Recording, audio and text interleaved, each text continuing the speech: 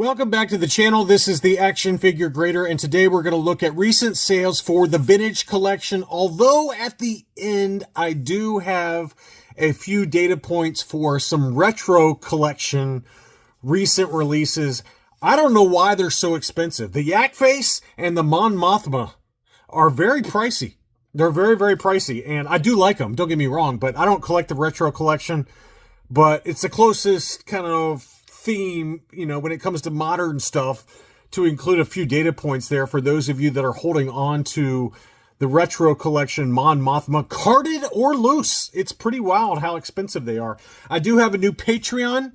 I need to say thank you to Jude Hanley. I believe he used to be a Patreon, and then he left me, and then he came back. They always come back. I'm just kidding, Jude. Thank you for becoming a Patreon member. Really appreciate it. And thanks to all my Patreon members for allowing this channel to be what it is today. I've got a few sales. There's nothing too earth-shattering. I mean, really, after the Jeff Jacob collection that sold at Hakes, everything is kind of like, so what, John? So what, AFG? I don't care. I mean, those prices were nuts, weren't they? It was pretty cool to talk to the guys over at 5 Idiots Talking Toys, talk to Ross. I'm pre-filming this, but I am talking to them this coming Sunday, so I'm excited about that. It should be fun. I haven't done a live stream in a while, and I need to do a live stream on my channel at some point soon. I feel like I owe it to my Patreons at a minimum to get one together at some point. I've just been having a lot of travel here lately. All right, so let's take a look. We got a foil Clone Commander Cody VC-19, the Ultimate Galactic Hunt version. This was a pretty clean-looking example, and this was the U.S. version. There is a Canadian version of this as well. $140 is what that one sold for. $140 for Clone Commander Cody on the foil cardback. Jango Fett. This one is one that I said if you've been targeting or wanting to get the original issue, now's a pretty decent time to get it. It's come back down to earth. VC34. This was the U.S. card. A little bit of edge wear at the top of the card, but not perfect. But that one did sell for about $100. $100 for that one, for those looking for the original Jango Fett. Clone Commander Gree. This is one I always wanted. I never got it, but it's a nice looking card. Love the card image on that one. VC43. This was the U.S. card, unpunched, for $70. What happened to $175? That's what it used to go for, even like less than a year ago. Heck, less than 6 months ago, it was still over $100. So the vintage collection is struggling. There's no doubt about it. I've gotten comments from you guys over the last couple of months saying, hey, how long do you think this is going to go on? How long before Hasbro pulls the plug on the vintage collection? I don't know. Ask Tim over at Boss Bounty. Ask Only One Kenobi, Nick. Those guys are plugged in to, or ask John Miko. Those guys are really plugged in to the guys at Hasbro. The public face from Hasbro is that it's all, full speed ahead, but you have to believe they're struggling. I mean, even good shows like the Skeleton Crew get largely ignored by the general public. Obviously, big Star Wars fans, we might test it out. We might test out the Acolyte, and which I did. I gave it 2 episodes and I pulled the plug. The Skeleton Crew, I admit, I was not going to watch it. I really wasn't going to watch it. And then everyone kept saying how good it was, and I watched it. Didn't really like the first episode, a little bit of cringy. And then I was like, oh my God, this is really good content. This is really good. We got the season 2 of Andor coming, and more on him in a little while. But I just don't know whether Disney's content can keep up enough with their kind of pulling back on their budgets in terms of live action, and just pulling back in general in terms of their budgets for streaming content, whether the vintage collection is going to hold muster a year from now, 2 years from now. Obviously, if you talk to people that are really close and really into the vintage collection, they say, what are you talking about, AFG? Yeah, the vintage collection's going nowhere. And they might be right. They might be right.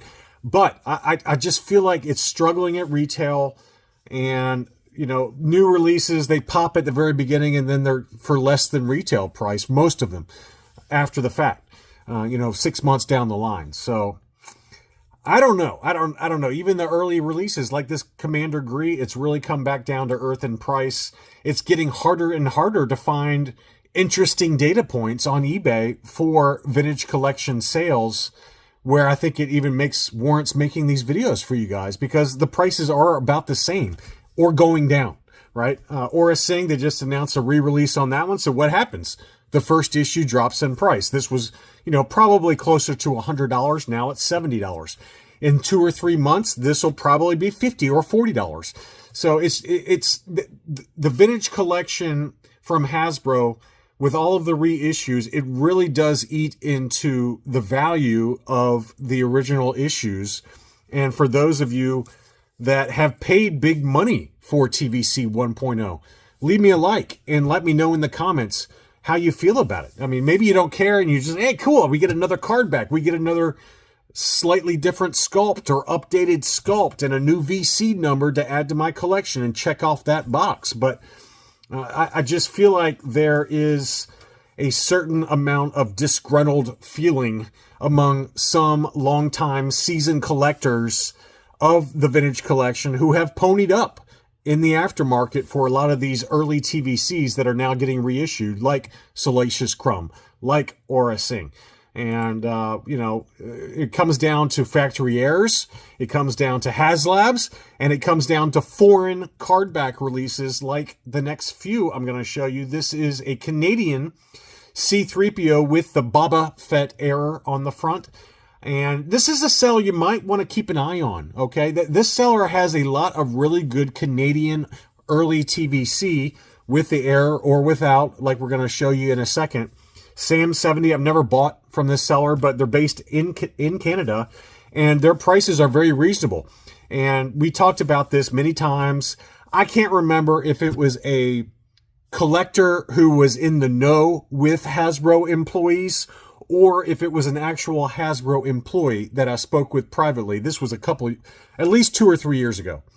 But this person seemed to be in the know, and they said that for the early TVC 1.0 releases from 2010 to 2012, the Canadian cardbacks, like you see here, with the age Idadi and the alternate multi-language backs to these cards, the Canadian cardbacks were 1 for every 10 US in terms of production numbers. So they're a lot more rare. And I've got that on good authority. I can't remember if it was an actual Hasbro employee or if it was someone who's plugged in, but that was told to me privately from someone that I trust. At least at the time, I trusted them enough to go public with that information with their permission.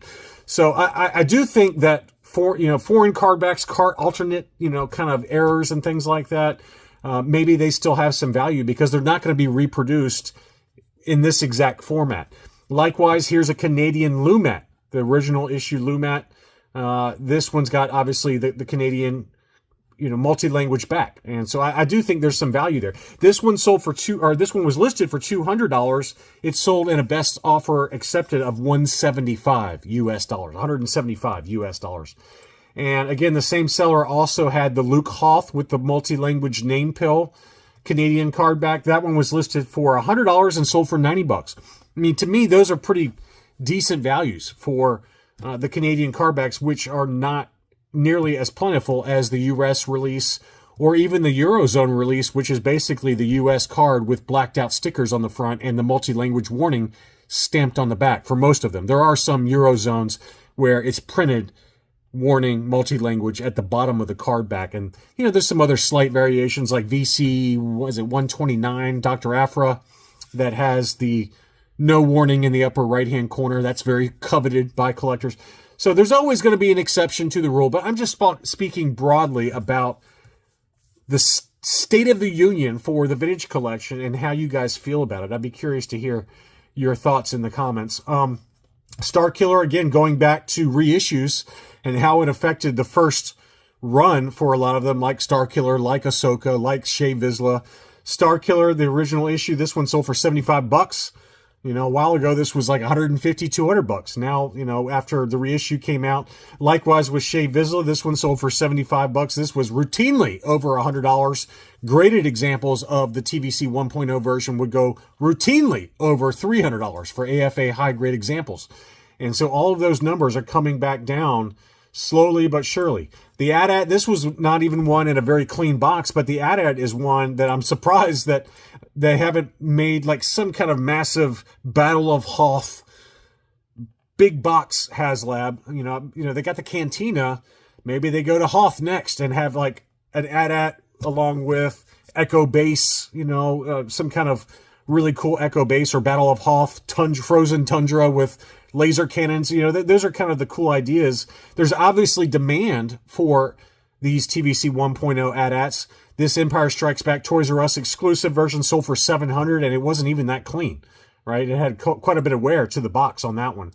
Next up, speaking of HasLabs, here is the Katana sail barge. I've got two different examples. This one was still in the shipper box, although admittedly it had been opened. It included everything and sold for $1,600. This one likewise was open but included everything. That one sold for $2,000.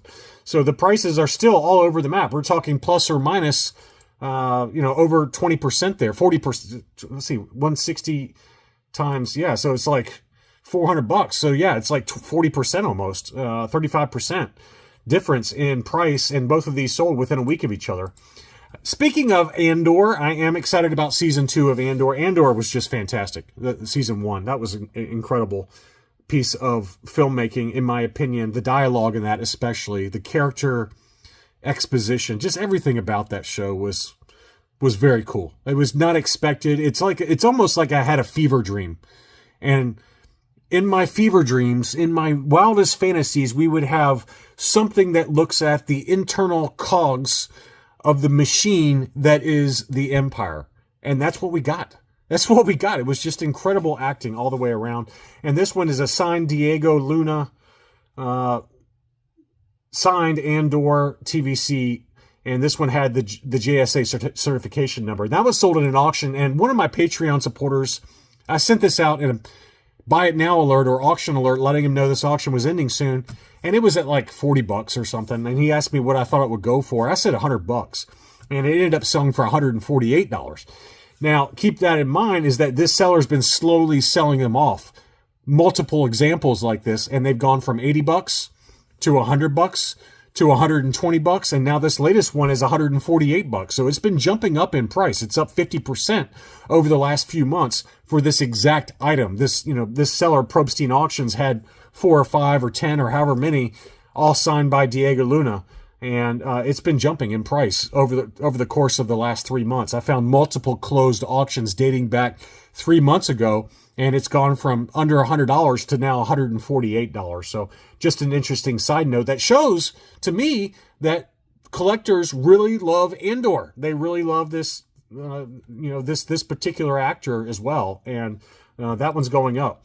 Darth Revan, again, I mean, I hate to keep harping on him, but this one's a recent release, VC301, and continues to command good money on the secondary market. This one sold for $85. This one in an auction sold for $91. I found one that was a loose complete Darth Revan outside of the packaging that sold for the same price of $90.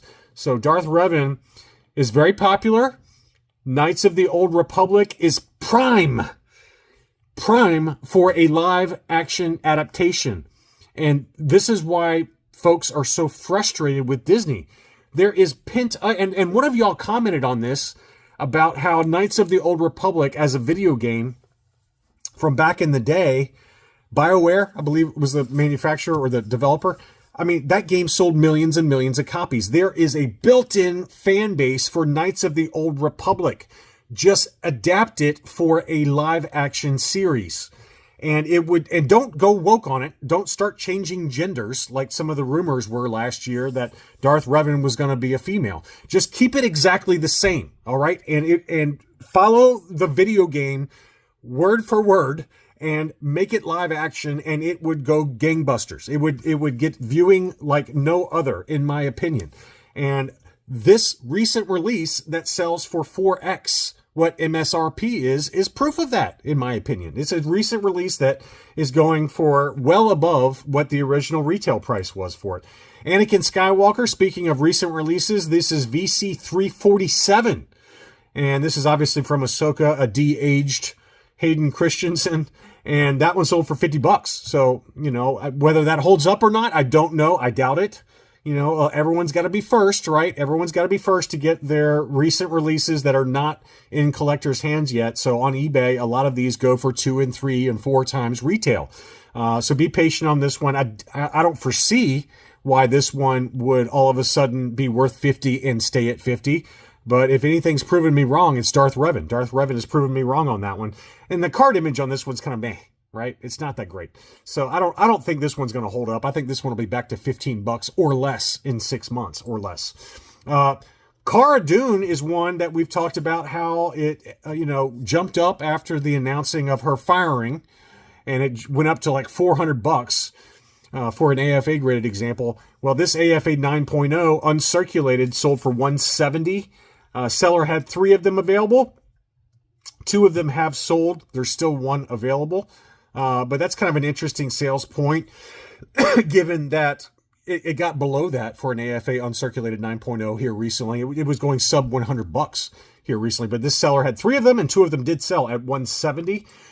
Fennec Shand is one that I foresaw as being a very high demand figure because the card image was amazing, the figure sculpt and the face likeness was amazing, and she was probably really the only highlight from the Book of Boba Fett that I thought was good.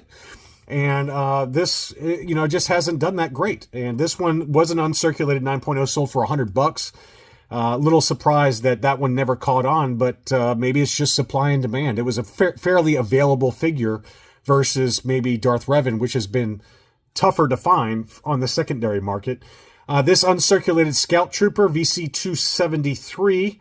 This was an uncirculated 9.25. Obviously, someone had to send in the entire speeder bike packed to get the uncirculated designation. So this one is relatively expensive.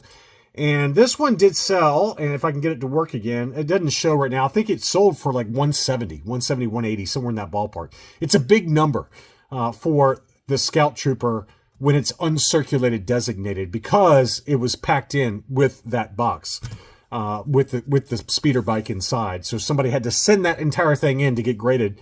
And as a result, uncirculated designation on some of these where they are pack-ins for a larger item do tend to command a big number on the secondary market. All right, so now let's talk about the retro collection. This is a loose complete Mon Mothma, sold for $110. And then we had a carded example. This was not graded, just in a sliding acrylic case or star case, whatever you want to call it. That sold for $130. And from that same wave of retro collection, the Yak face is going for about $110 to $130 as well. And the question is, why? Why are people spending so much on these? We've touched on it before. I know only one Kenobi has touched on this before in other videos that I've seen. And I just find it very interesting that people are paying this kind of money. Maybe it's because that particular retro collection set is a little bit harder to find. It doesn't seem that prevalent on eBay, so it must be, must have a short manufacturing batch relative to maybe some of the earlier retro collection. But I did want to point that out, since we're kind of talking about modern Star Wars today. It's just very interesting how these recent releases continue to command big money already, and they're holding. It's not like these are recent releases as in last week. These have been out for several months now, and the cycle just repeats itself, and there's been no dip at all in the prices for those two in particular. I find that very interesting, and I hope you enjoyed this video. If you did, don't forget to leave me a like. Thanks as always for watching, and I'll be back soon.